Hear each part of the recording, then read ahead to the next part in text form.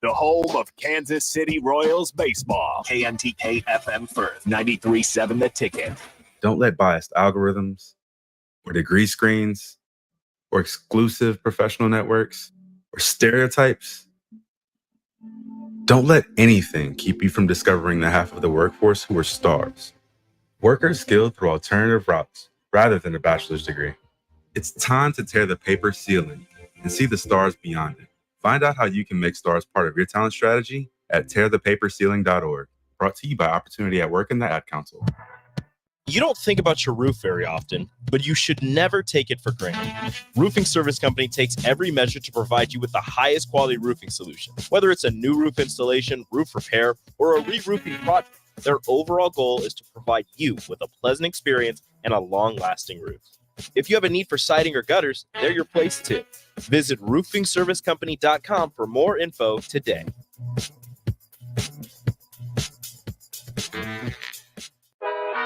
Live from the heart of Lincoln, America, welcome to Ticket Weeknights on 93.7 The Ticket and theticketfm.com. Welcome to Speed and Power on 93.7 The Ticket. I'm your host, Megan Walker, and we have got a very special show going on tonight. We've got Harrison on the board as usual, as well as we have one of Nebraska's greatest running backs at the University of Nebraska football history, a 12-season NFL legend, a very successful esports coach, and now serves as a professor at UNL, the one and only Ahman Green. Hey, thank you. Nice introduction. I like the intro. Thank you so much for coming on tonight. Yeah, no problem. You're probably the fifth student on campus since spring where I've done something, either show or podcast. So I was like, no problem. I like answering questions. Popular man. Well, quick shout out to Layton's Pub for always giving us the best food. We've got a good collection of food here tonight. What did you get, Acres, Harrison? your John Deere. The classic mozzarella sub. That's a classic. You can never go wrong with Layton's Pub. I got wings as usual because they are one of my favorites. And Ahman, what did you get? I got the BALT, the bacon avocado, lettuce and tomato. No lettuce. Okay, why no lettuce? I feel like that's a key factor of it. No, it's like the most of the restaurants, they use the iceberg lettuce, and I'm not a big fan of it. It's just like no nutrients in it. Once we get down the health aisle, I learned from my mom and my older sister that some vegetables have zero nutrients in it, and iceberg lettuce is one of them.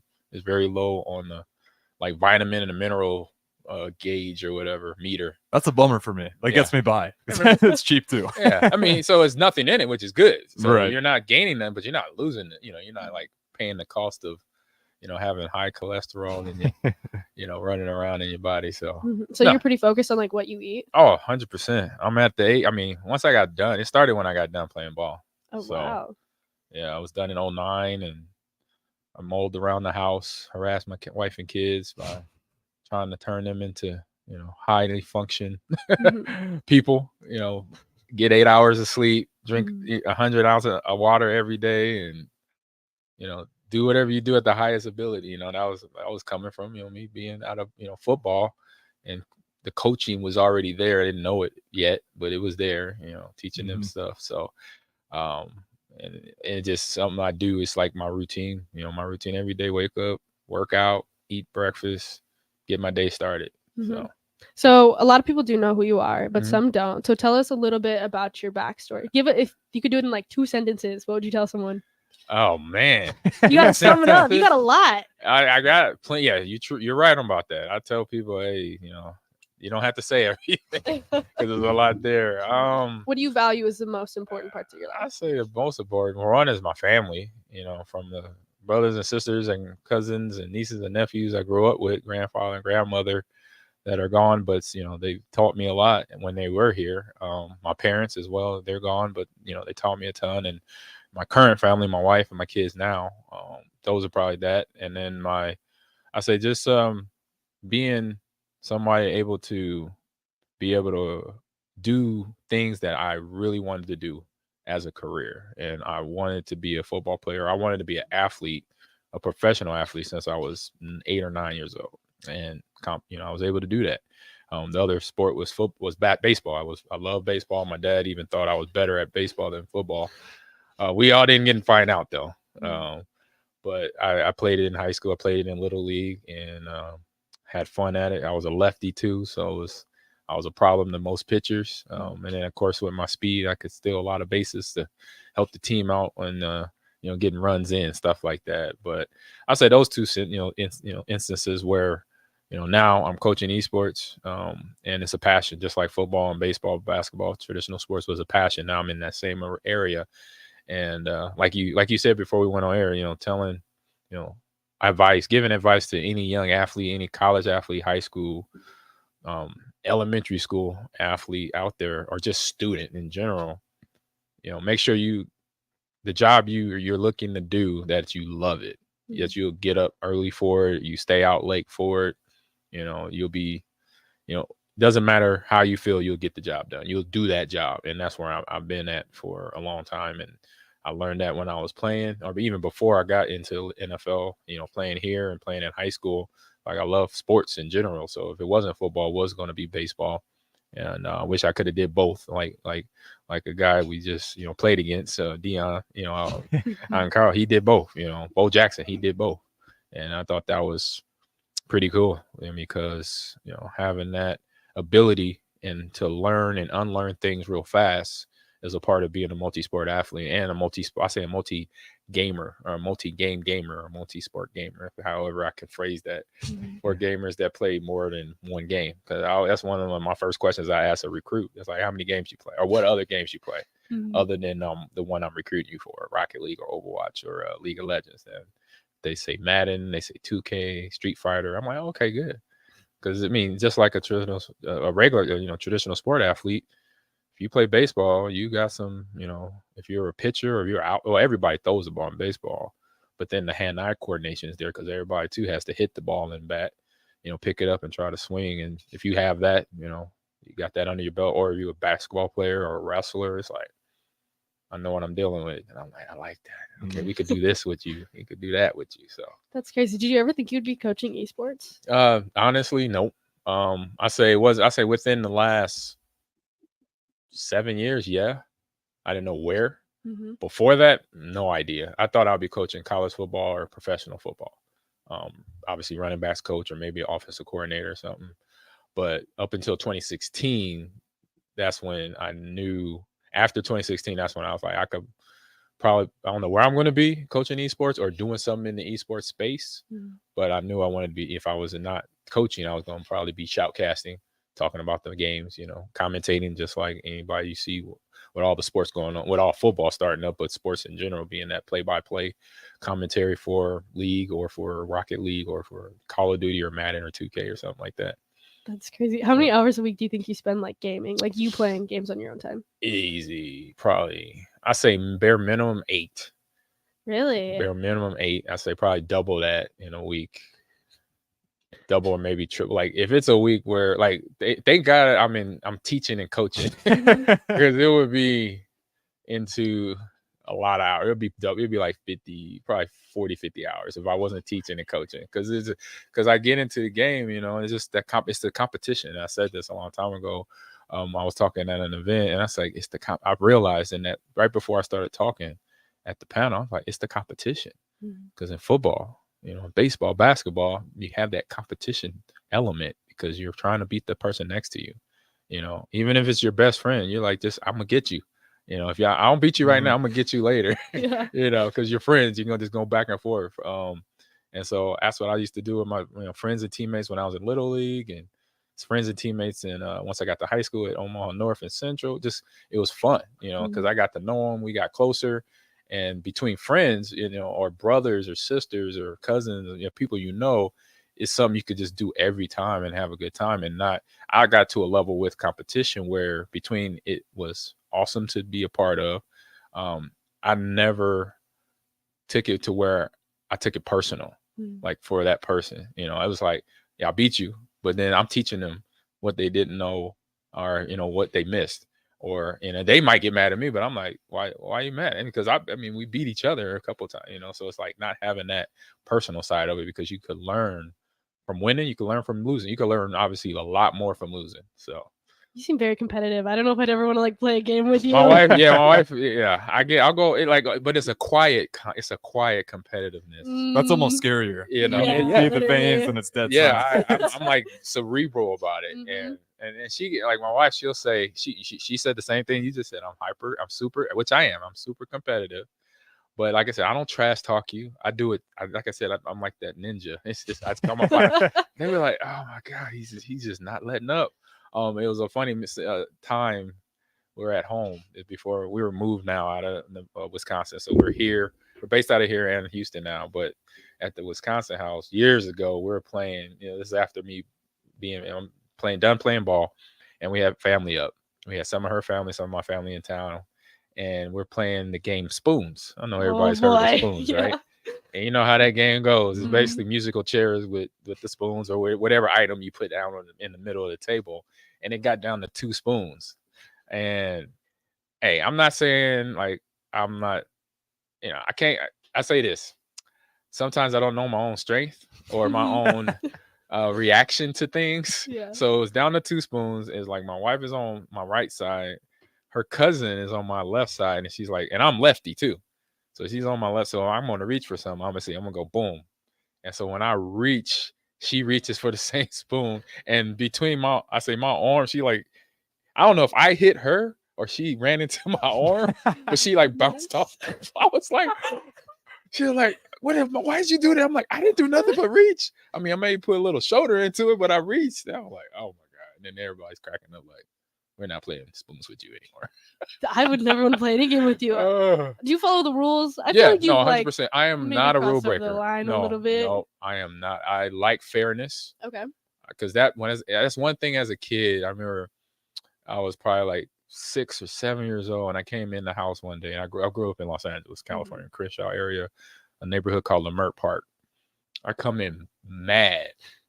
I'm trying to think, was it from school? I can't remember, from school or just playing with my friends outside. I come in there, I'm not happy. And my dad's like, what's wrong with you, boy? I'm like, they cheating. I'm like, I don't like when people cheat me. Da, da, da, da, da. So it was like that. And my dad was like, oh, okay. You like to play fair. I'm like, yeah. I'm like, if I lose, I lose, but don't cheat me. Mm-hmm. They was like, who was cheating? I was like, these kids playing kickball, at the school. Da, da, da, da. I did not like it. So like, I don't like, you're gonna win. If you beat me, you beat me. But if you like, doing anything beyond the rules, you better hope you don't play me again. That's You're scaring me. yeah, just don't play me again. Because within the rules, I'm gonna do everything humanly possible. Especially playing football. It was a physical sport, so I'm like, no problem. I'm just gonna, check that.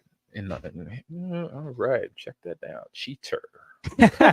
I'm sure you ran into some people that were like, hey, if we're gonna do this, we're gonna have to cheat, to get past Ahman Green. Because at what age? I mean, you kind of talked about you always wanted to be an athlete, but what age was that like becoming real where you could really see your talent level compared to everyone else? Because a lot of kids have that dream. Obviously, there's a realism point. Oh man, where I really was aware of it, but I was very humble about it. Mm-hmm. I didn't talk about myself. But it was probably when I got back here. My first year back was summer 1991, and mom, dad decided to move back. I thought it was the end of the world, coming from California back to Nebraska. I was like, I don't know anybody here. She's like, you got brothers, you got a sister, you got family, you got a whole bunch of sisters, brother. Okay, but no, I come back and I didn't play high school football right away. This is the only time where I got a little intimidated.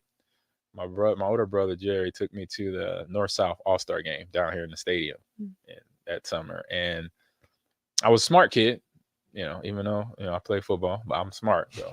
Yeah. I saw you got like an academic award in high school. Oh I'm yeah, impressed. Yeah, a lot of people, like I said, they try to discount athletes now, especially football players, especially back in the day. Like they, we dumb jocks and stuff. Like, nah, bro, I'm rolling with a 3.2, maybe higher, passing my test, got a scholarship. What's up? But so I go to the game, and I see Tony Veland warming up. I'm like, asked my brother. I was like, who's that? He said, oh, that's Tony Veland. He's going here to Nebraska now. He just accepted, he got a scholarship and everything. I'm like, okay. I'm like, what position he play? Because I'm looking like he's pretty big. I looked at his stats on the program. It said 6 foot 210. I'm like, dang. I was like, what position? He's like, quarterback. I'm like, what? I'm a freshman, going Mhm. into a freshman. So I was an 8th grader, going into freshman. I'm like, he's a quarterback. Like, oh my God, he is huge. Mhm. Then I see a lineman. I can't remember the lineman who I saw, but I was like, who was that?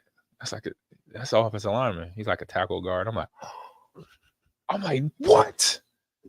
I'm like, oh my God. And like, I didn't say I got to add this to sort of earlier in that week before we came to the game on Saturday. I did freshman orientation at the high school, and the head football coach finds out about me. Knows my dad, very good. He went to Tech. His name was David Green, great athlete. My brothers, Nikki and Jerry Paul, both play running back. Mom, good athlete too. So they just know they might have a gym here. And so he comes up to me like during lunchtime in the cafeteria and kind of talks to me. And I'm quiet. I know who he is. And I'm like, and he's like, so you're gonna, we want you on the varsity team. And I'm like, really? He's like, yeah, even though Clinton's gonna be the starter, Clinton Childs was there, so he was a senior. I'm a freshman. I'm like, I knew that, but I wasn't. So I'm like, but they could actually put me in. Like, I'm only 150. I'm doing numbers here in my head. And I saw Clinton, and Clinton was probably like 220, easy. I'm like, okay, all right, I'll chalk that out. All right, they want me to play varsity and weight 150. Check. All right. So we go to now. Fast forward to this All-Star game. I've seen Tony Villing. He's 210, 6 foot. See this lineman. He's like 6'3", 250 something, 260 something. You're still 150 at the time? Yeah, still okay. one. This is only 5 days later now. So in my head, I'm like doing numbers. I'm like, this is not. I'm maybe 5'6" at this time, maybe 5'7". I'm 150 pounds. I'm 13. I haven't sprouted yet. Nothing, So I was like, all right. We come from the game. We go home. And I'm like, Dad, can you call the head coach for the high school and tell him I'm not going to play varsity? This is the first time probably in my life I asked him to do something like that, because I was always up for the challenge. It never, but I was like, this don't add up, because I always played with kids my weight. It was always a weight class in California, 130, 125, and up. And so I was like, I gotta, like I said, I know my numbers. I'm 150, 210 quarterback, 265 lineman. That means the D linemen are the same weight. No. So he does. He's all right. He kind of laughs. He's like, all right, I'll call him. I'll call him on Monday. So he does. So I ended up playing for the North Omaha Boys Club Bears. So we had kids all same age, and it was like during that tryout, that's when it kind of hit me, because we're doing drills that are now banned. All the Oklahoma drills and all that. And my brother was one of our, he was the running backs coach. So that's how I found out about the team. But that moment, like you said, you had like your question, you asked me like, what was that time? So it was around that time, because I was 13 and I'm running these drills. And to me, it was like, for one, easy, because they weren't tackling me. I was hitting them hard. I mean, I was knocking literally snot bubbles out of kids in these drills. And my brother, he's like kind of laughing on the side, but he's not, showing that he's laughing, but I could see him laughing. Then he's like, he's like talking to me. He's like, I'm like, bro, what are you laughing about? He said, nothing. I said, then I asked him another question. I'm like, because I'm not, like I said, ignoring his laugh. I'm like, why does it seem like these kids are in slow motion? Oh my goodness. That's what I asked him. I was like, I mean, I'm just like totally naive. I'm not. Yeah, you're pretty innocent at 13. I'm like, yeah. I'm like, bro, these kids are like, seem like they're in seriously slow motion. He said, bro, you've been in Los Angeles, California for 10 years playing with kids that are outside every day, very competitive in nature in every sport. So football, baseball, basketball, everything you did out there, and you're, maybe better coaching too, along with that. So that's why you're like walking past these kids and they can't catch you or they can't tackle you, because you played with competitive kids. And then like years later, as an adult, I thought about it and I kind of did some research on like some of my teammates from my little league teams in California. I had kids that went to the NBA, Major League Baseball, Olympic athletes that I played against when I was in Little League football and Little League baseball. So I was like, oh yeah, that makes sense. So I just didn't realize where I was at, and this was my new normal. My new normal, our frame of reference, I'll say not new normal, frame of reference was like, they are not where I'm at right now. I'm like, whoa. But I was like, all right, I gotta be Mhm. teammates with these kids and maybe get them on my level, teach them. That's where my teamwork and my brain starts, working for that. Cause I'm like, all right, if we're gonna be on the same team, I would like make sure they're on the same page as me in terms of what we gotta have to do together, stuff like that. So that was like, that's when the switch flipped on me for me at that time. That's so crazy. Yep. I love that. Well, thank you guys so much for listening. We are going to cut it to break, and this is Speed and Power. All right. And installer of the best landscape lighting. Tailored Lights is excited to highlight the architecture of your home or business and provide a warm environment that feels safe. And for those outside the Lincoln area, they do ship across the country and are happy to work with anyone near or far with lights anywhere from 18 inches to 110 inches. Enhance your curb appeal with an exquisite tailored light today. Call 402-432-2572 or go to tailoredlights.com. Veterans, do you know what local, state, and federal benefits and services you're eligible to receive? Do you want help navigating the application or appeals process? Speak to your county veteran service officer or the Nebraska Department of Veterans Affairs State Service Office to see what's available to you and your family. You've served our country, now let us serve you. Visit veterans.nebraska.gov today. Sponsored by the Nebraska Department of Veterans Affairs, aired with the Nebraska Broadcasters Association and this station. Don't let biased algorithms or degree screens or exclusive professional networks or stereotypes. Don't let anything keep you from discovering the half of the workforce who are stars. Workers skilled through alternative routes rather than a bachelor's degree. It's time to tear the paper ceiling and see the stars beyond it. Find out how you can make stars part of your talent strategy at tearthepaperceiling.org. Brought to you by Opportunity at Work and the Ad Council. I think it's just vapor. Vaping is safer than smoking, isn't it? There's really not even that much nicotine in them, right? One vape pod has as much nicotine as one pack of cigarettes. My kid knows it's dangerous. 5.4 million American kids vape, and most think it's harmless. Get your head out of the cloud. Talk to your kid about vaping. Visit talkaboutvaping.org. That's talkaboutvaping.org. Brought to you by the American Lung Association and the Ad Council. If you can plan barbecues and weddings, you can plan to protect yourself from a natural disaster. Sign up for local alerts, prepare an emergency kit, and make a family communications plan. Get started at ready.gov/plan. Brought to you by FEMA and the Ad Council. All right, Rico, let's do the final checklist before we head out. We have a lot of people coming to the tailgate today. I'm ready. Burgers? Check. Chips? Check. Icy cold beer? Check. Except this one. I'm forgetting something. Wait a second. Where's the Führer's cheese spread? I can't stop eating it. Rico, relax. I always pack extra. It's the biggest hit of the tailgate. For the best appetizer, party dip, and tailgate snack, load up on Führer's cheese spread today. Found in most local grocery stores. Guys, you've heard me tell you all about Farrell's Extreme Body Shaping, but it's not just me. Folks all over town are having success with the FXB program. Guys like Gary, who just finished up his own 10-week challenge. Yeah, Mark. After having a knee replacement in March, I was looking for a way to get back into shape. The workouts are fun. The atmosphere is a total blast. And I've lost 17 pounds since starting in July. The next Farrell's 10-week challenge begins on October 7th, and ticket listeners get $150 off enrollment. Just head to theticketfm.com. Farrell's Extreme Body Shaping at 40th and Yankee Hill and 70th and Vine. Don't let biased algorithms or degree screens or exclusive professional networks or stereotypes. Don't let anything keep you from discovering the half of the workforce who are stars. Workers skilled through alternative routes rather than a bachelor's degree. It's time to tear the paper ceiling and see the stars beyond it. Find out how you can make stars part of your talent strategy at tearthepaperceiling.org. Brought to you by Opportunity at Work and the Ad Council. Tune in to 93.7 The Ticket as soon as the clock hits 0 for the Jay Foreman postgame show. Listen to expert analysis from the Husker Hall of Famer, an 8-year NFL veteran for 90 minutes after the game.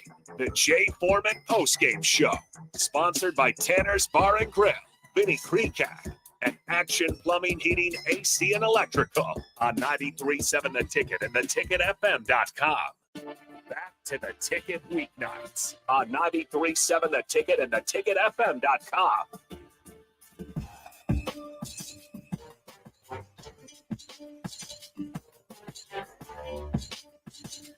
Welcome back to Speed and Power. I'm your host, Megan Walker. Joining me is Harrison on the board, as well as our former Husker football and NFL esports. He's got all sorts of a lifestyle. Ahman Green, our little gamer man.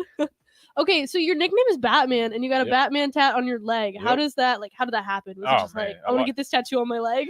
The tattoo came later. The love came first, obviously. Mhm. You know, that's going, with tattoos, and like you say, giving advice to young people, young humans.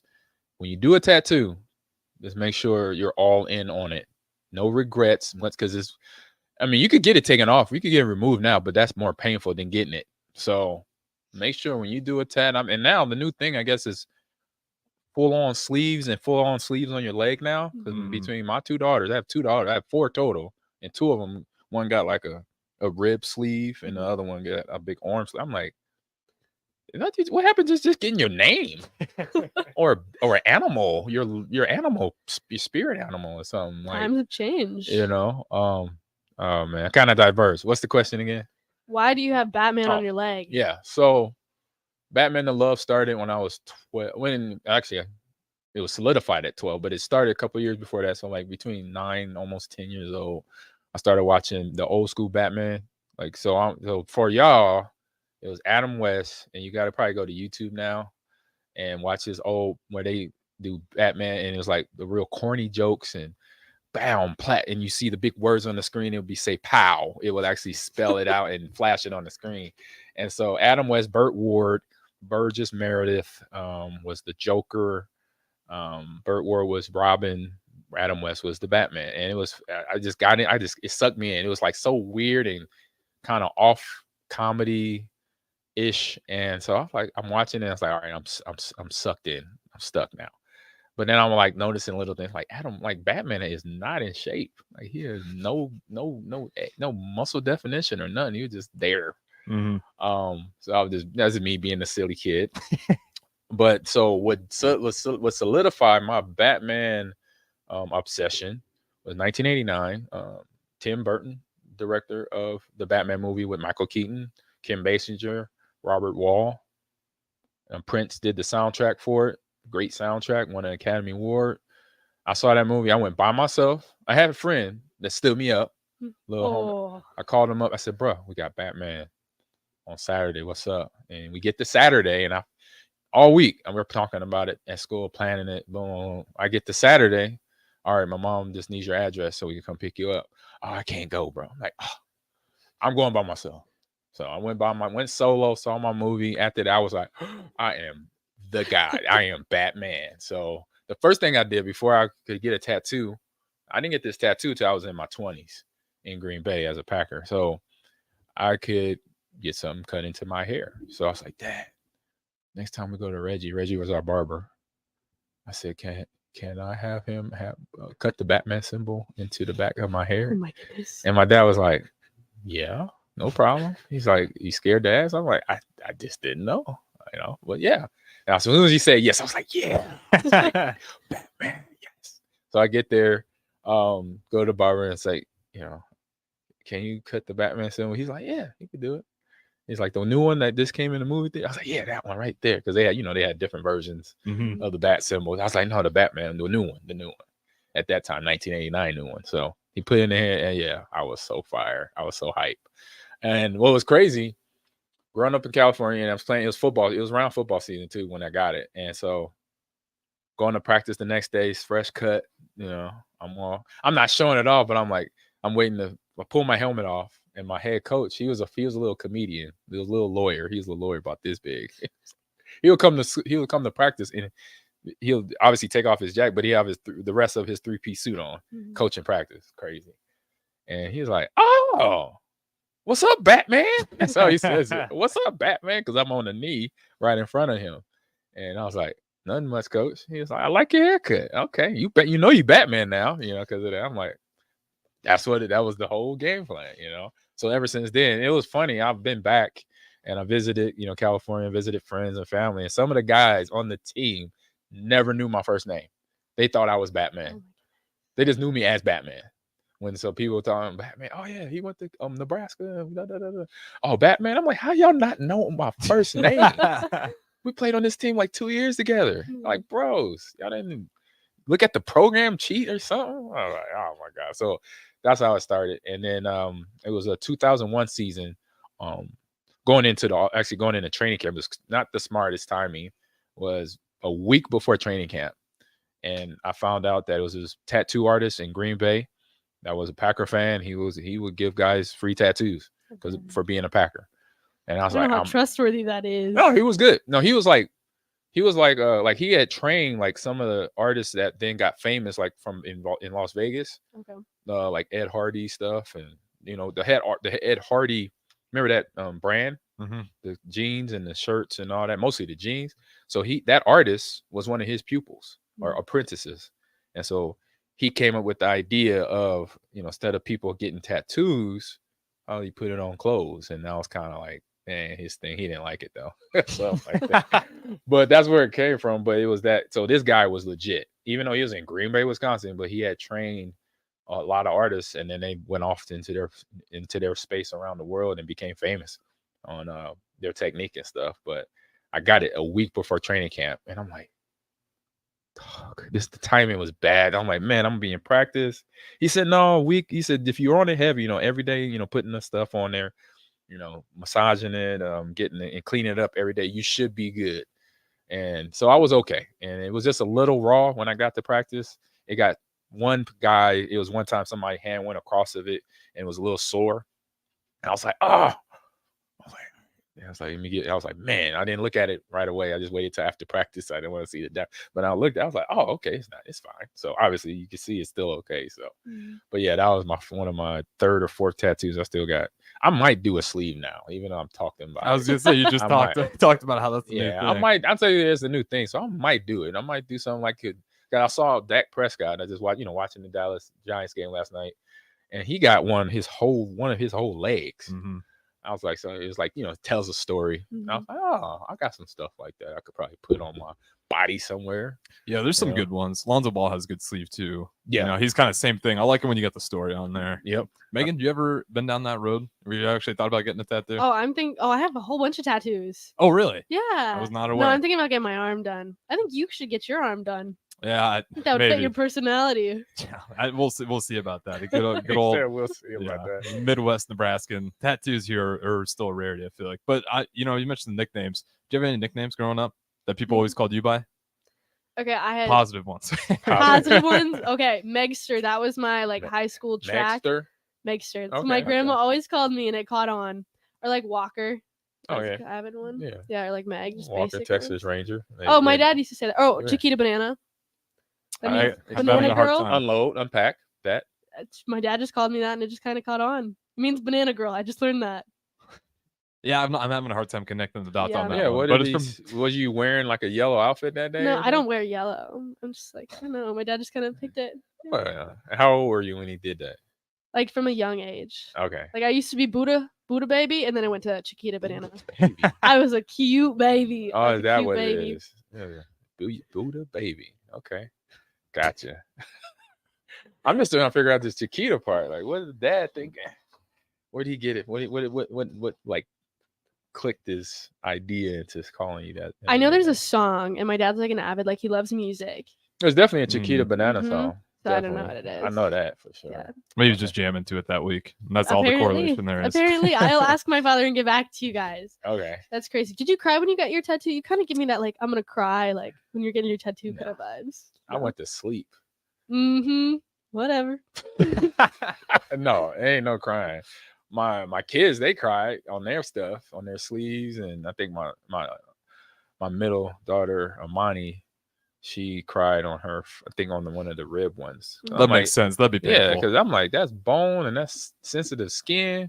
And then I know the area, behind your knee or under your armpit. Because I'm like, oh, you hitting all the bad areas. That's like, so no surprise. Yeah, I got my spine done, and it was like right on my spine bone. It was atrocious. Yeah. What's the craziest spot you'd be willing to get a tattoo before you kind of draw the line? Like for painful areas. Oh, painful areas? I'd probably do anywhere. Oh, really? Yeah, I don't know issue. Yeah, I know foot's pretty bad. Oh yeah, I heard the foot's bad. Or like neck, I feel like. Would you or do your the tongue? Ear. I know Like some my people. tongue. I've Yeah. seen some. I would do like my inner lip. I've seen that. Yeah. I've seen people. I've seen tattoo artists that have their inner lips done. And I'm Mhm. like, Yeah, I don't see really? the point of that one, but It's you like know. self torture right there. I've seen people Ain't get it? like GBR, Yeah, like at football games. Really? That's a real 100%. Husker. That's a real Yeah, Husker that's fan. die hard. Yeah. That's what we in the sports intro to sports media class we call those diehards. Right there. We need them. They're needed around here. Exactly. What do you think about like when watching Husker football games? Like, does it bring back like a lot of memories for you? Oh yeah, I mean, obviously. I mean, it just I see, obviously watching the game, seeing the type of athletes and what's on, who's on the roster, and just the similar, subtle differences of our gameplay to their, what is being played now. I mean, we literally ran the ball every play.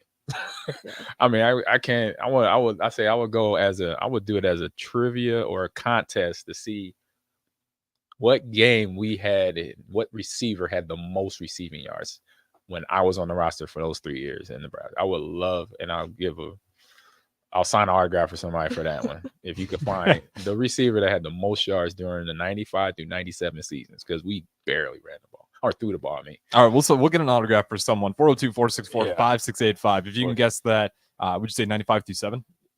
Yeah, 1995 through 1997 seasons. 1995, 1997 seasons. Yeah. Who was the leading receiver for Nebraska? And we'll see if we can get Ahman Green to sign something to hand out.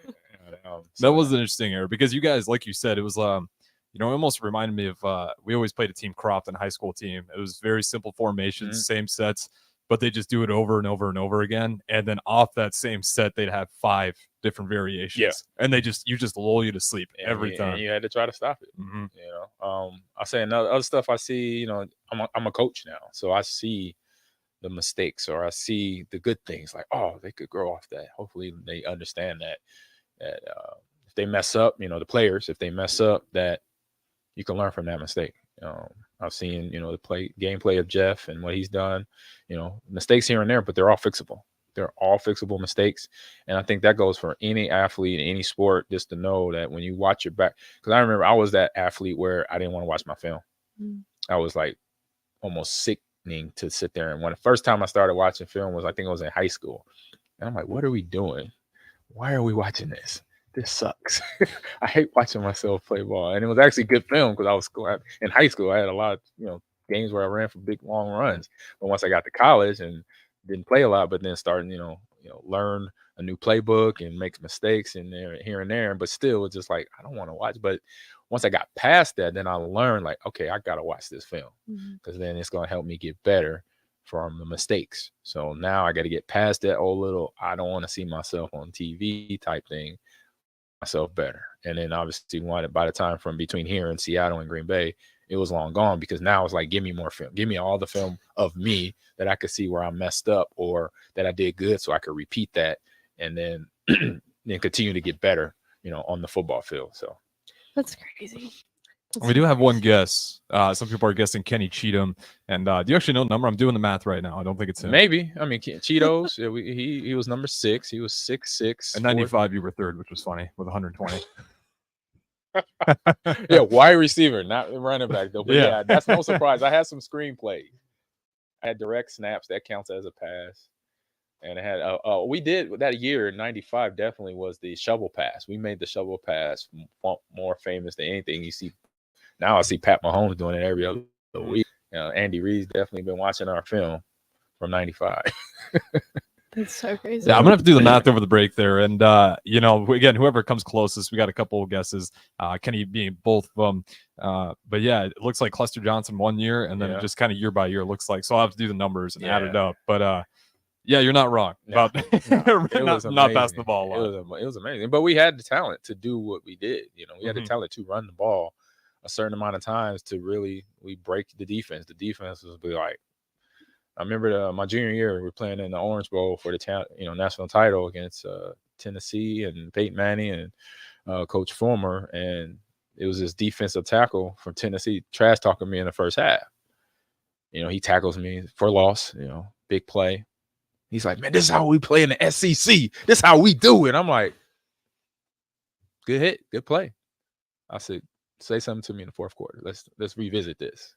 And I threw the ball to the ref, walked back to the huddle. Fourth quarter come around, he's like, yeah, y'all good. Y'all good. I was like, yeah, just give it some time. It warms up. It takes sometimes a little slow to warm up. But around that third, fourth quarter time, it kicks in. And then if hopefully y'all hanging on tight, that's about it. He was like, yeah, y'all good. Y'all good. Yeah, start leaning on you on the fourth quarter. Yeah. We got a little bit of time left. One more question before we go to break here. You kind of talked about that offense with Nebraska. Do you even think that's replicable anymore with today's game, just being able to run the ball as much as you guys did? It depends on the athlete. If you find the talent, if you find the linemen, the size of linemen we had, and the running backs we had, the quarterbacks we had, and the development, and once you get them, that was my next step. Once you get them all on campus at the same time, same few years, then you coach them up, and you got to coach them in a certain mindset, because that mindset that Coach Osborne had put in us, between their motivation, their accountability and respect and dedication side of it, that was one part of it. But then it was all the guys that were upperclassmen, from sophomore, junior, senior year that was here before me. I come in as me, Frankie London, Tony Ortiz, just to name a few guys. Marcus Johnson was my roommate, Aaron Wells, and those guys that were the upperclassmen, they were the ones that we were probably more intimidated by than the coaches. Because, like, if we don't act right, we don't, play well, if we're in the game or in practice and trying to prove ourselves, then you're gonna find out real fast that you basically suck. They're gonna tell you. Like LP, Joe McAviga, they'll be like, "What are you trying to do on that, bro? Are you trying to run the ball? You need to run harder than that, kid. Like, this how we do it." I'm like, so just hearing that was like the way that would motivate me. I'll be like, I don't want to hear that again. So I'm about to go ham on this. And even though it's a practice squad thing against the number one defense, I'm like, look, I'm about to go out here like I'm trying to win the national title on every play, because I don't want to hear them in my ear no more, And but it was a good camaraderie, because we knew they were making us better, because they were just teasing. I'm sorry, they were just teasing us, but it was something like, I knew they loved me. They knew they were my teammates, so they were just trying to make me better. And it's kind of felt like my brothers. That's how my brothers would talk to me. Like, what you doing? Like, you ain't strong as me, or you're not fast as me. Like, all right, watch out. We got in a race a couple times, And so that type of mentality, along with the coaches, and it was just a nice mixture. So if you find an athlete and they're able to do that, that's where you can replicate it. Because then I said, and then the one part of it, then everybody has each other's back, coaches, players to players. And then a big thing, I was just talking, I went to the weight room today and talked to the head weight room coach. I can't think of his name right now. Campbell. And I told him, I kind of just said one thing to him, and something that kind of clicked in my head my junior year at high school at Central, excuse me. And we had a patch. You remember? I don't know if y'all remember, y'all young. What patch? I'm old. Remember the No Fear moniker? It was like a brand. It was like a skater's brand. Yeah. But I liked it, And I found the sticker I went to the Crossroads Mall, found the sticker at a Hot Topic. It said "No Fear" and like a crazy graffiti, and it was purple, and Central colors are purple and silver. So I slapped it on the back of my helmet. I'm like, that's it, no fear. I said, you cannot have fear, especially playing football. If you have the right band of hooligans around you playing this sport, because it's a physical sport, by nature. And then you got the right coaching staff that can then motivate you and then have schemes offensive, defensively to put you all in the right positions to win, then it's a problem. And that's what we had in 95 to 97. Absolutely. We had the speed, we had the talent, we had the aggression, we had the physicality. Because I'm like, people forget a scheme. You talk about, NFL, it's a passing league now, which it is. College football, we're the same thing, passing the ball around. But you like passing, that's a scheme. Screen plays to the running back or whoever. But you know what? Just literally punching somebody in the chest as hard as you can. That's a scheme. Once you come off the ball the first play and just send a message. And then, like you said, when you get to the fourth quarter, that message is exaggerated. Right, It starts to really hurt. They didn't repeatedly bludgeon me with a blunt object, and I don't feel good come fourth quarter. You're dog tired. So Absolutely. We got through with the break here. We got one more segment on Speed and Power with Ahman Green, host Meghan Walker, as always. We'll throw it the break here and catch you guys on the other side. Sunday morning. It's quiet, not in a weird, too quiet way. Calm, peaceful, tranquil. You pour yourself that cup of coffee. You slice yourself a hearty chunk of one of Beatrice Bakery's breakfast breads. Now, maybe you're an apple streusel guy. Nothing wrong with that. I can respect that. Personally, I'm a turtle nut man. Something about those pecans. But the real ones know, don't sleep on that date nut bread. Sweet, but not too sweet. Nutty, not overly. The perfect morning treat. Beatrice Bakery. Online at beatricebakery.com. Welcome to our world of yum. Repeat after me. I will not touch the fuse box. I will probably not touch the fuse box. Sip, do you remember what happened last time? Yeah, I remember. What happened? Half of the city block lost power. And? My chicken condo went haywire. That's right. The chickens ran wild. So what do we do instead? Call Joe at Ambition Electric and let him handle everything. Look, saved on speed dial. Ambition Electric, 402-217-3415, or online at ambitionelectric.com. An energy tip from LES. Schedule a furnace or heat pump check to ensure your heating system runs at its peak efficiency before winter arrives. Learn more easy ways to save at les.com. Big box stores are tempting for buying equipment for your high schooler in sports or for yourself in your sports leisures. But buying new is awfully expensive. Why not go somewhere with new and used options? Play It Again Sports is quality, slightly to gently used equipment, and 50% of their inventory is actually new equipment. And it's more than baseball, softball, and golf. They also have equipment for disc golf, fitness, hockey, and more. Plus, they're always buying products. Bring your gear you're done with and get trade money on the spot. Play It Again Sports at 48th and Vine. Get all of your favorite restaurants delivered with VenueDelivered.com. One place for ordering delicious appetizers, refreshing salads, hot entrees, fresh sandwiches, and more. From Venue Restaurant and Lounge, Piedmont Bistro, and all Lincoln Good Sense Subs locations. Download our phone app to earn rewards on all of your carryout and delivery orders. Available on Apple and Android, just search for the Pillar Restaurants app. That's the Pillar Restaurants app. Download today. Guys, you've heard me tell you all about Farrell's Extreme Body Shaping, but it's not just me. Folks all over town are having success with the FXB program. Guys like Gary, who just finished up his own 10-week challenge. Yeah, Mark. After having a knee replacement in March, I was looking back into shape. The workouts are fun. The atmosphere is a total blast. And I've lost 17 pounds since starting in July. The next Farrell's 10-week challenge begins on October 7th, and ticket listeners get $150 off enrollment. Just head to theticketfm.com. Farrell's Extreme Body Shaping at 40th and Yankee Hill and 70th and Vine. Your home is your empire. Protect it with Empire Fence. Get a free instant quote with the online estimating tool at empire-fence.com. See an upfront estimate with no hidden fees. An Empire Fence can provide privacy and improve the appearance of your home. Keep kids and pets in or out of your yard. Increase security and add value to your property. Visit empire-fence.com now to view the stylish and maintenance-free possibilities for your home and get a free instant online quote. Let Empire Fence protect your empire. The captain. I'm going to be outside fighting Colorado fans. Oh, okay. You know, that's what I'm going to be doing. Yeah, I got the boys bold, man. He got the hood behind him. I'm going to eat, talk football, and talk trash. And if I have to, I'm going to kick a little ass. So it doesn't matter. Listen, calm down, big fella. You're 48. Might have to get me out. Might be there on Monday. So reporting live from Boulder.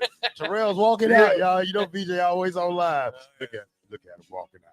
Hey, listen, though, that is not happening. So you're gonna walk away. You hear me? You walk away. Back to the Ticket weeknights on 93.7 The Ticket and theticketfm.com. Welcome back to Speed and Power on 93.7 The Ticket. I'm your host, Megan Walker, and I'm joined with Harrison as well as Ahman Green. Another shout out to Layton's Pub for giving us the best food, which smells amazing, and I can't believe you've already eaten it already. Yeah. I'm so disappointed in you. No Still got self-control. Crazy. Okay. It's called hunger. This is my favorite part of the show. I'm going to ask you questions, and these are like these are gonna rapid be fire. quick answers. You got it? I'm used to this. All right. Yes. Focus. Ready? I'm ready. Eye contact. Got it? Got it. Okay. She said First eye question. We're giving you this billboard. You're putting anything on it. What are you putting on it? This is for everyone in the world to see. No fear. We No just fear. talked about it. It's right there on my brain. That's good. That was really good. Okay. Yep. Second question. So there were dinosaurs alive Yep. when you were alive, correct? No. No? Okay. That's Well, alligator might count. I don't know. okay. Whatever. Okay. You're working out with anybody. Who are you working out with? Walter Payton. Why? He was a beast. He was the reason why I'm play running back and the way I play running back. Interesting. Yeah. If you were to be any animal, what animal are you being? A panther. Oh my goodness. I say if I'm on land, I'm a Mhm. panther. If I'm in the water, a dolphin.